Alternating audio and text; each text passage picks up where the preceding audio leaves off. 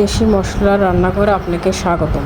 দেশি মশলা রান্নাঘরে আজকে কয় রকমের আইটেমের ভর্তা করছি আপনাদের দেখাবো।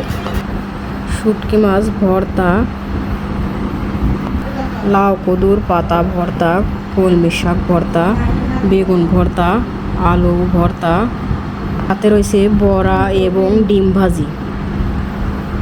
দেখেন কত রকমের আইটেম আজকে আপনাদের খেয়ে দেখাবো। এখন আমি লেবুটা ভাতের সাথে চেপে নিচ্ছি। এখন আমরা শুরু করছি আগে চিংড়ি মাছ বাটা দিয়ে।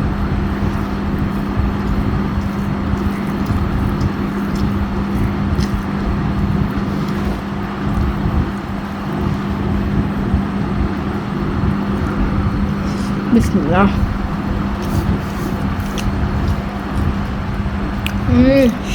সেই হয়েছে, অনেক সুন্দর হয়েছে, মাশাআল্লাহ, অনেক স্বাদ হয়েছে, অনেক টেস্ট, মাশাআল্লাহ।